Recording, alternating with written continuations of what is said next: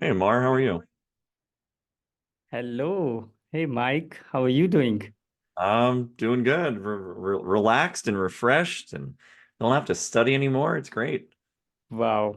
Congratulations on passing PMP exam. You have done a great job. How are you feeling? Feeling good, feeling good. I actually went into it with a bit of a cold, so I was a little worried going into it, and I didn't want to reschedule because that costs money and a lot of time. So I was not feeling my best, but was able to power through, and glad I got the result I did. And I'll admit it was more difficult than I expected it to be. Oh, really?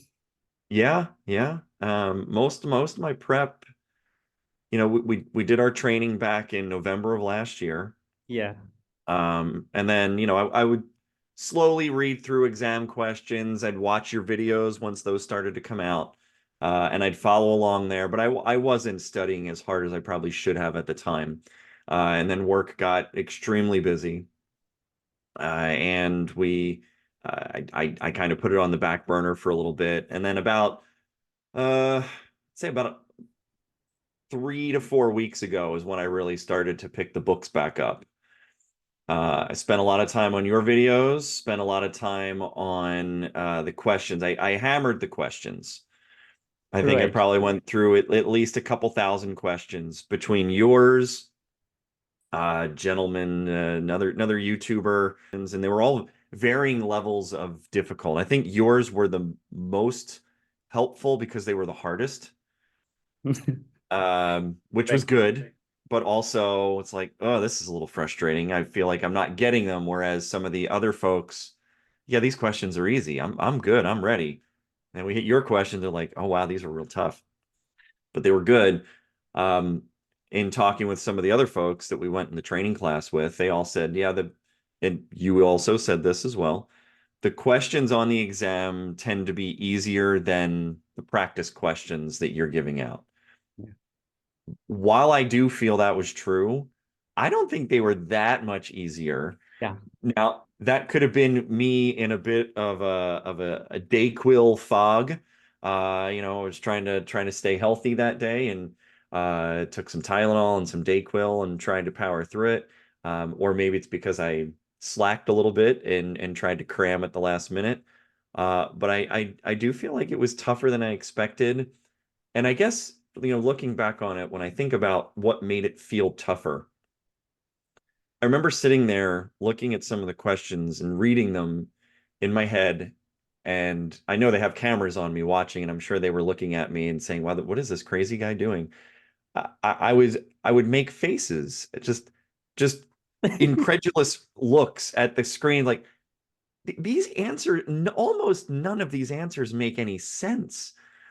And so I'm rereading the question and I'm looking at the clock tick and I'm thinking, oh boy, this is I've got to just flag it and come back. And then I come back with fresh eyes at the end, and it's none of them make sense except for one answer kind of sticks out as, yeah, this is probably it. The rest are just absurd. And I don't know if that's a trick they use or if it was one of those practice questions. I don't know what it was, but there were definitely a lot more of those kinds of questions than I felt comfortable with. So I went with what was best in the moment, or what was, what the next thing you should do is. That was always the thing I kept asking myself. Not what would you do, Mike? What is the next thing that the person in this scenario should do as per all the things you've learned? Um, so I kept reminding myself of that, and I did feel like there were a lot of practice questions that I went through that didn't ask the exact same thing, but asked the same concept Yeah. in a different way, which made me remember, okay, I know what they're looking for here. I see the trigger word or the trick word that they're trying to hang me up on. So whether or not I got those right or wrong, I'm not sure. I passed, so at least there's that, and it was above target for two of the three sections. So I probably got those ones right. Um, but it certainly was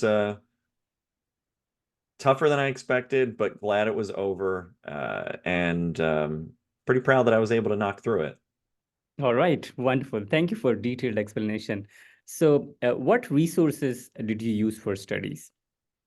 The biggest thing I used once I really started to get back into it about a month ago, you had reached out and said that you were working with some folks and you saw that the exam was updated a bit, a little bit more agile focused, and you kind of reworked your notes and you wanted to reach out to our group, which was great. So we met, we chatted. I used that note. I think it was like an 11-page PDF that you created.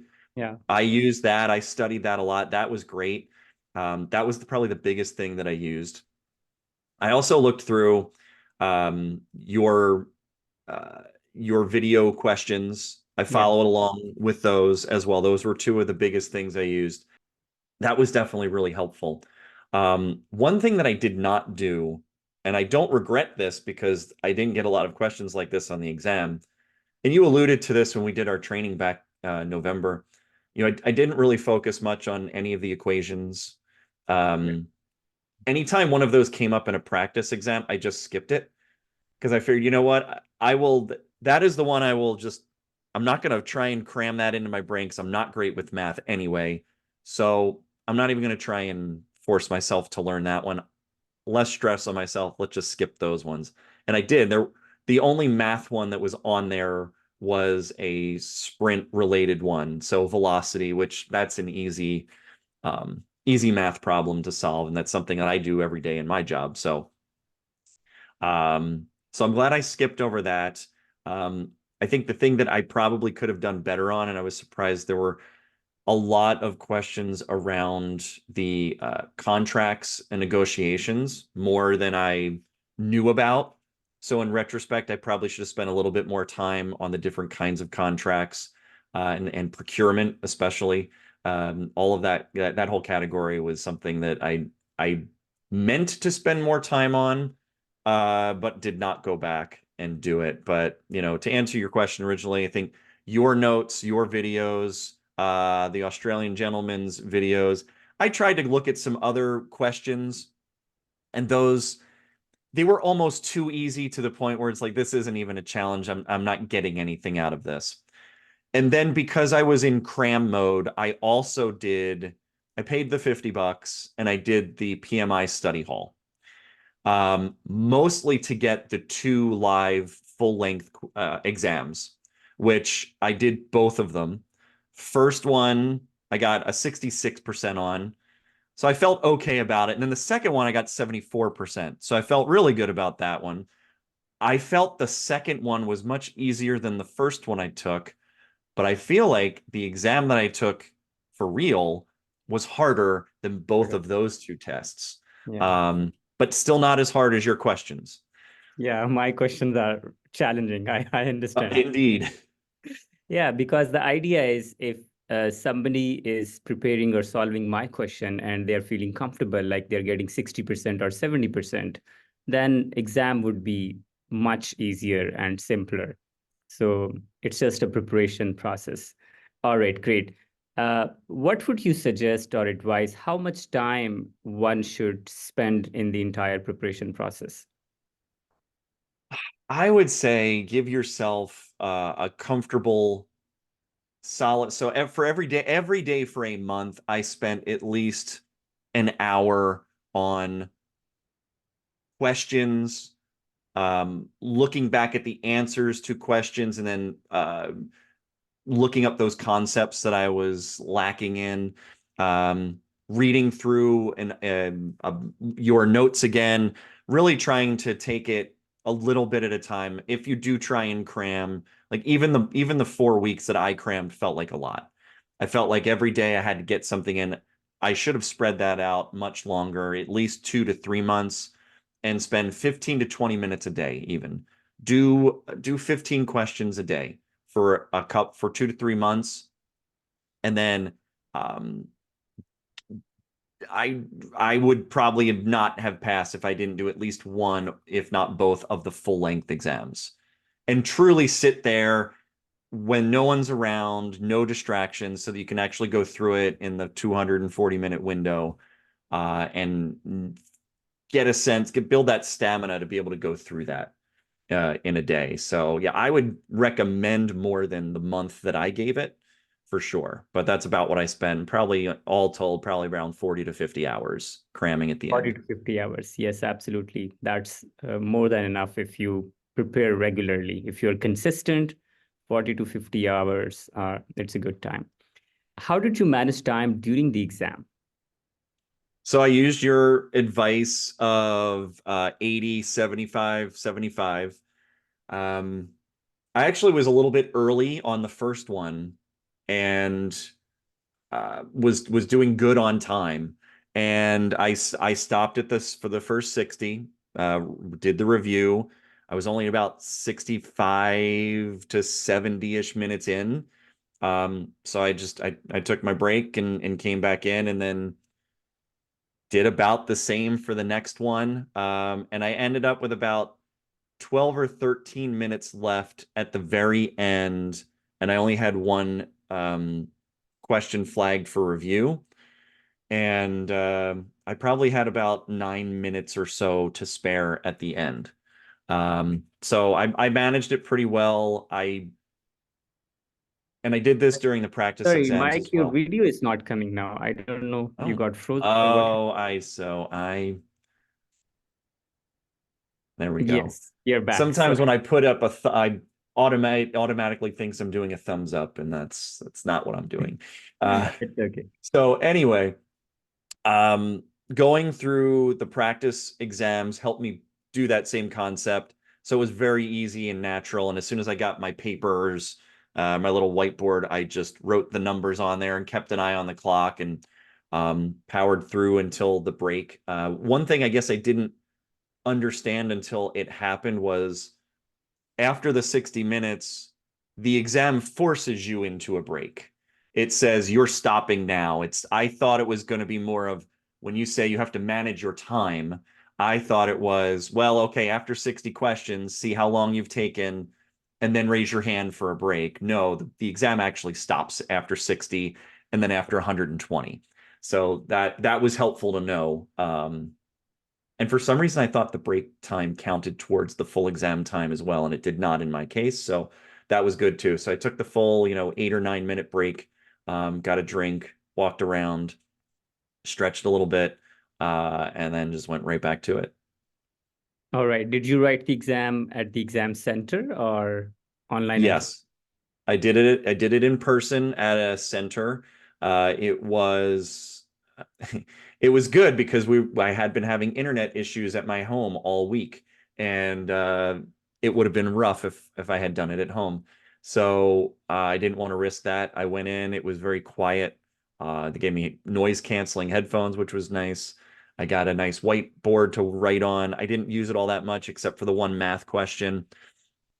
But using the Alt W and Alt J to strike through and highlight, I use that quite a bit. That probably had me taking more time than I needed, but I wanted to, I wanted to take my time. I didn't want to rush through things.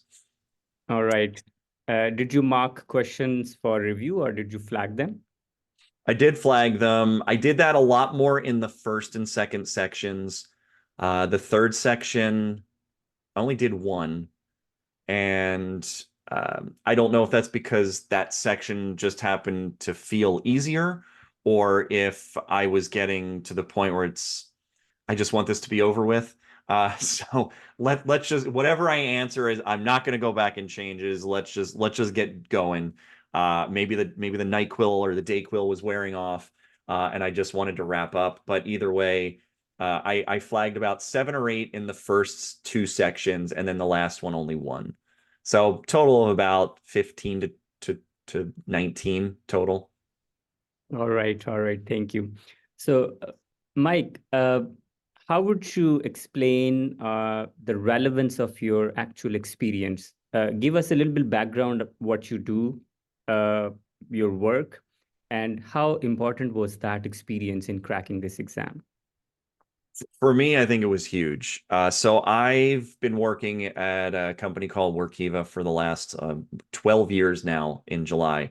And I started as a Scrum Master, Agile project manager. So I have very, very good understanding of Agile methodologies, agile practices, Scrum, Kanban, all of those things. And after you had said that the exam made a bit of a shift more in an agile fashion, I felt like, oh, well, that's a benefit to me for sure. And when I was going through some of those practice questions, even some of them trip me up, even with the experience, because they're going sometimes by the book. Well, Yeah. they're going always by the book. Whereas I have to take a step back, even with all the experience that I've got, I still have to take a step back and say, well, what would the book do first? Not what would I do first? Because there were a couple of cases like, you know what, I disagree with you. And I even made a comment on one of your questions a while ago. I don't know if you remember about a code review. Um, Yeah, and yeah, I said yeah. that, this It has would not be been my internal, experience. internal and external. Yeah, I remember. I remember. Yep. And but you're right. If you're going by what the book should say, then yes, you're right. My experience was not that, Yeah, which is good to it's good to remind you, yes, experience is very important and it's helpful, but also to not just rely on that. You also have to read and study. It's not going to get you everywhere. absolutely, absolutely right.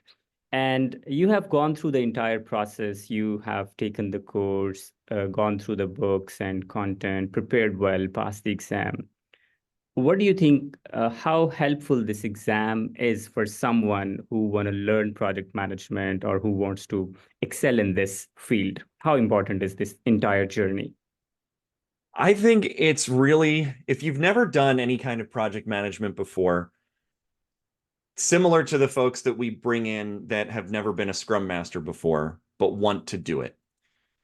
Getting the theory and getting the baseline understanding of the kinds of things that you should be doing in a role like this, whether it's project manager, whether it's scrum master, uh, getting that baseline theoretical knowledge is critical to help you grasp the concepts of what you're expected to be able to do.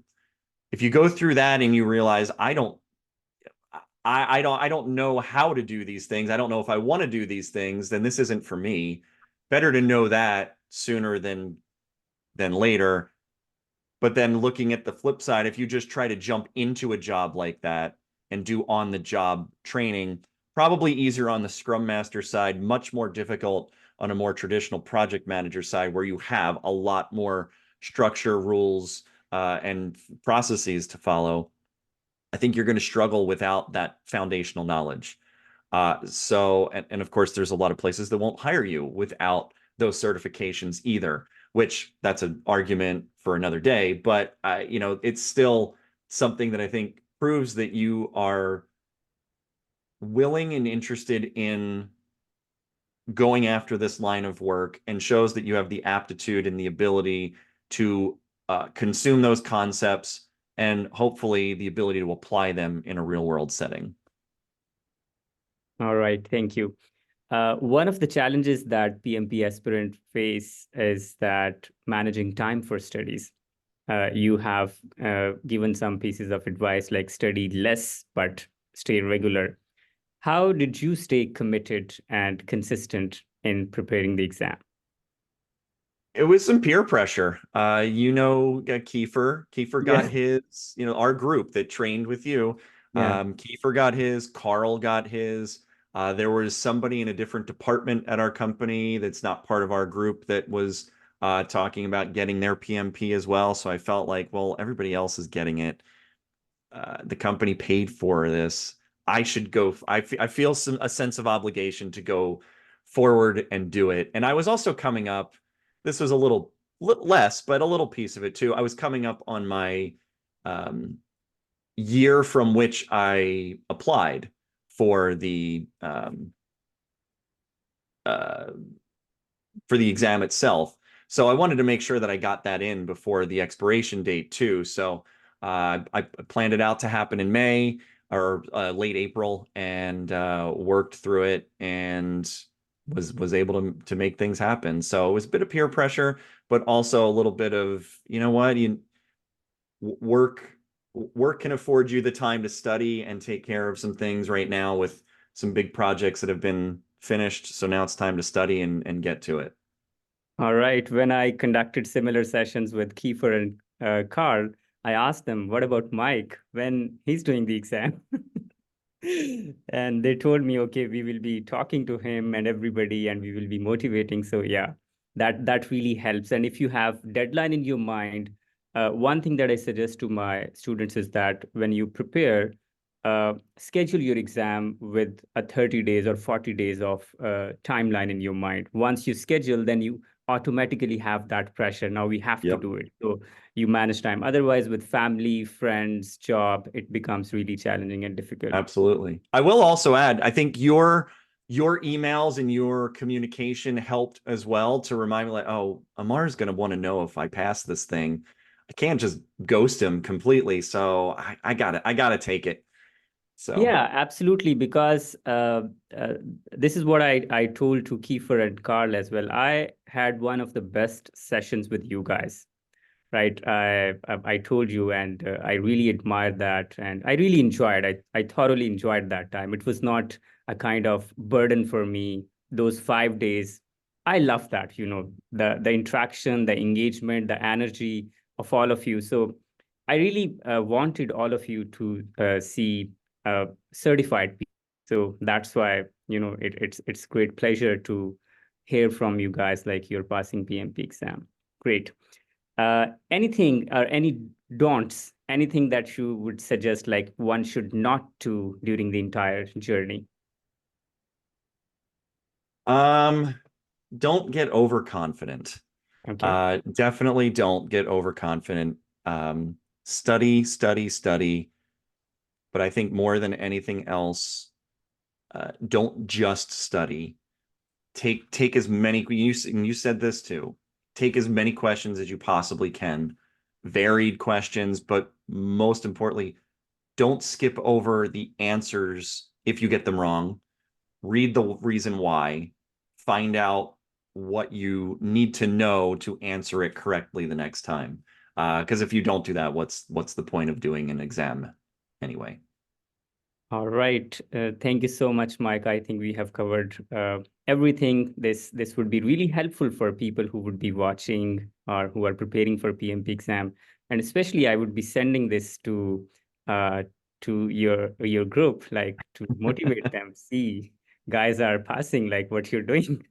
Oh, I did take I took a screenshot of the provisional passing paper and I texted Kiefer as I was leaving as, hey, you're the first one I'm telling. Appreciate your support. And same to you too, Amar. I appreciate it. Sticking with us and giving us all the updated information. It does truly help. I'm not just blowing smoke here. It was really helpful. Gave us all, I think, a sense of, hey, he's still in this with us. He's not just some random trainer that came and dropped some knowledge and then left. So definitely appreciate what you were able to provide over the last It's several a months. So pleasure. Happy to work with you, and it's an honor. Thank you so much, Mike, for your time. We will be in touch. And all right. Thank you sounds so much, good. Mike. Take Thanks, good Amar. care of Appreciate yourself. it. Have a nice day. Bye bye.